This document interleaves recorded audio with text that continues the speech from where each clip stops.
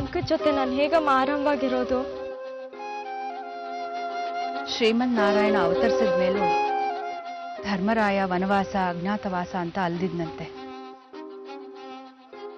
ಮನುಷ್ಯರು ಯಾವ ಕ್ಷಣದಲ್ಲಿ ಯುದ್ಧಕ್ಕೆ ನಿಂತ್ಬಿಡ್ತಾರೋ, ಯಾವ ಕ್ಷಣದಲ್ಲಿ ಅನಾಹುತ ಸೃಷ್ಟಿ ಮಾಡ್ತಾರೋ ಅಂತ ಒಂದು ಅನಾಹುತಕ್ಕೆ ದುರ್ಗಾ ಬಲಿಯಾಗಿತ್ತು. ಶಂಕ ಈಗ ನನ್ನ ಹತ್ರ ಇದೆ, ನಂದು ಬಲಿ ಆಗತ್ತಮ್ಮ. ಹಾಯ್ ದೇವಿ, ಎಲ್ಲಿದ್ಯಾ? ಅಲ್ಲೆಲ್ಲ ಹುಡುಕ್ತೆ ಕಣೆ. ಯಾವಾಗ್ಲೂ ಗಿಡಗಳ ಮಧ್ಯೆನೇ ಇರ್ತೀಯ ನೀನು, ಅದಕ್ಕೆ ನಿನ್ನ ಹೆಸರನ್ನ ಬದಲಾಯಿಸಿದೀನಿ, ವನ ಮಾಲಿನಿ ಅಂತ. ಚಿಕ್ಕಪ್ಪ ಮಗಳು ಸವಿ ಸವಿ ನೆನಪುಗಳನ್ನ ಹಂಚ್ಕೋಬೇಕು. ಜಗದೀಶ್ವರಿ ಹೊರಡಿ. ಅವ್ರಿದ್ರೆ ನಿಮ್ಗೇನ್ ತೊಂದ್ರೆ ಚಿಕ್ಕಪ್ಪ? ನೀವ್ ಯಾವಾಗ್ಲೂ ಹಾಡು ಹೇಳ್ತಿರ್ತೀರಿ ಅಷ್ಟೇ ತಾನೆ? ನಾನು ಪುರಂದರ ದಾಸ ಕಡೆ. ಬಿಡು, ಅವತ್ತು ಚಮಕಾಯಿಸ್ದಂಗೆ ಇವತ್ತು ಚಮಕಾಯಿಸ್ಬಾರ್ದು. ನಿನ್ನ ಹತ್ರ ಅದ್ಯಾವುದೋ ಶಂಕ ಇದೆಯಲ್ಲ, ಅದರಿಂದ ಬಲೆ ಲಾಭ ಇದೆ ಅಂತ ಅನ್ಸುತ್ತೆ ಕಣೆ.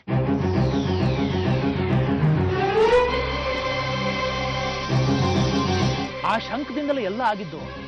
ಪ್ರಪಂಚ ಸಿಗುತ್ತೆ ಅಂತಿದ್ದ ಭೂಪಾಲು, ಅದೇನು ಸ್ವಲ್ಪ ಶಂಕದ ಡೀಟೇಲ್ಸ್ ಕೊಡು. ಇದೇ ಎಲ್ರಿಗೂ ಬಲಿ.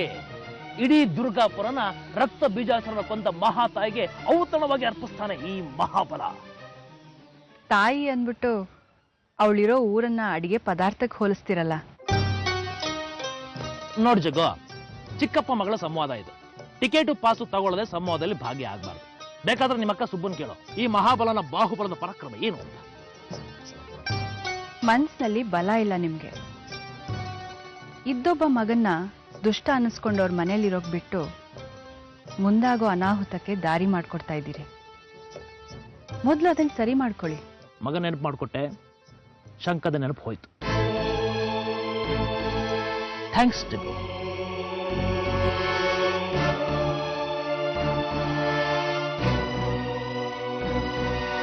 ಶಂಕದ ವಿಷಯ ಚಿಕ್ಕಪ್ಪನ್ ಗೊತ್ತಾಗ್ಬಿಟ್ಟಿದೆ. ಅವರೆಲ್ಲ ಕಡೆ ತಿರುಗ್ತಿರ್ತಾರೆ. ಯಾರಿಗಾದ್ರೂ ಹೇಳ್ಬಿಟ್ರೆ ಏನಮ್ಮ ಮಾಡೋದು? ಮೊದಲು ಇದ್ರ ಮೇಲೆ ಓಂ ಬರಿತೀನಿ. ದುಷ್ಟ್ರ ಕಣ್ಣು ಮಂಜಾಗತ್ತೆ.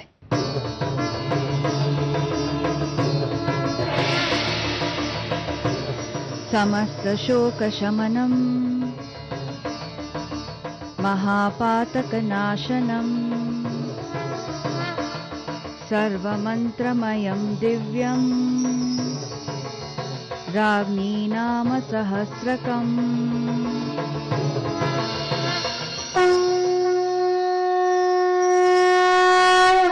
ಹಣೆ ಬರಹ, ಯೋಗ, ಋಣ ಇದನ್ನಾದ್ರೂ ನಂಬ್ತೀಯ? ನಂಬೋ ಹಾಗಿದ್ದು ಸುಮ್ಮನಿದ್ದು ಬಿಡು. ಹಣೆ ಬರಹ ಹಾಗಾಗ್ಲಿ. ನನ್ನ ಹಣೆ ಬರಹ ಓದೋ ಶಕ್ತಿ ನಿಮಗಿದ್ರೆ ಓದಿ ಹೇಳ್ಬಿಡಿ. ಶಂಕ ಸಿಗತ್ತೋ ಇಲ್ವೋ ಅಂತ ಸುಮ್ಮನಾಗ್ಬಿಡ್ತೀನಿ.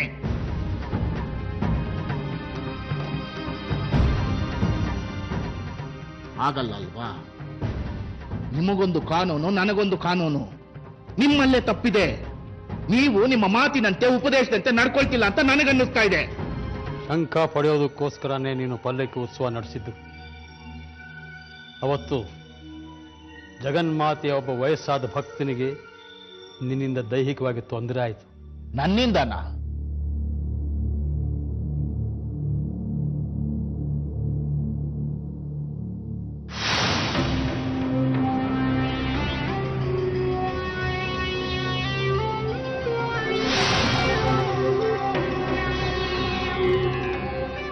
ಅವನು ಬಿದ್ದಿದ್ದಕ್ಕೂ ಒಂದು ಶಂಕ ಸಹಸ್ರ ಶಂಕ ಆಗೋದಕ್ಕೂ ಏನು ಸಂಬಂಧ? ನೀವು ಯಾವುದಕ್ಕೆ ಯಾವುದನ್ನೋ ತಾಳೆ ಹಾಕಬೇಡಿ. ಮುತ್ತೈದೆ ಮನಸ್ಸು ನೊಂದಿದೆ. ಆ ಸಂಕಟ ನಿನಗೆ ತಟ್ಟಿದೆ, ಅದೃಷ್ಟ ನಿನಗೆ ಕೈ ಕೊಟ್ಟಿದೆ. ಅದಕ್ಕೆ ಶಂಕ ಸಿಗ್ತಾ ಇಲ್ಲ ನಿನಗೆ. ಎಷ್ಟೇ ಆದ್ರೂ ನಿಮ್ಮ ಮನಸ್ಸಿನಲ್ಲಿ ನಾನು ದುಷ್ಟ. ನನ್ನ ಕೈಗೆ ಶಂಕ ಸಿಗಬಾರದು ಅನ್ನೋ ಮನಸ್ಥಿತಿಲಿ ನೀವಿದ್ದೀರಿ. ಭಕ್ತಿ ಭಾವದ ಆಳ ಅರ್ಥ ಮಾಡಿಸ್ಬೇಕು. ಕಲ್ಲಿಗೂ ಜೀವ ಇದೆ ಅಂತ ಪ್ರತ್ಯಕ್ಷವಾಗಿ ಹೇಳಬೇಕು. ಅದಕ್ಕೆ ನಾನಿಲ್ಲಿರೋದು.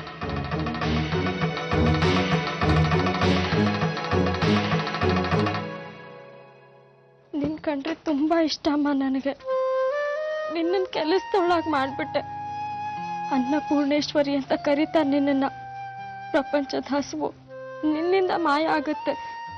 ಆದ್ರೆ ನಾನು ಬಟ್ಟೆ ಪಾತ್ರೆ ತೊಳಿಸ್ತಿದ್ದೀನಿ.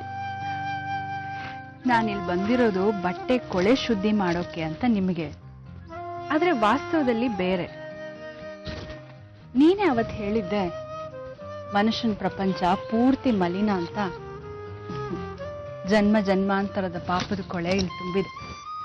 ಮನುಷ್ಯನ ಮನಸ್ಸು, ಬಟ್ಟೆ ಎಲ್ಲ ಮಲಿನ. ಶುದ್ಧಿ ಮಾಡ್ತೀನಿ. ಕೋಟ್ಯಾಂತರ ಜನ ಇದ್ದಾರಲ್ಲಮ್ಮ. ಕೋಟ್ಯಾಂತರ ಜನರ ಮನಸ್ಸಲ್ಲಿ ನಾನಿದ್ದೀನಲ್ಲ ಮಗು. ಕರ್ಮ ತೊಳಿತೀನಿ. ಮೊದಲು ನಿಮ್ಮನೆಯಿಂದ ಪ್ರಾರಂಭ ಮಾಡಿದ್ದೀನಿ. ನನಗೋಸ್ಕರ ಏನೋ ತಂದಿದ್ಯಾ? ಏನಿದೆ?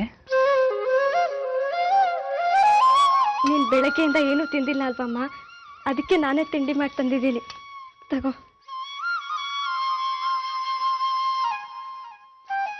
ಅಮ್ಮ. ನಿನಗೆ ನಾನೇ ತಿನ್ಸ್ಲಾ ಅಮ್ಮ?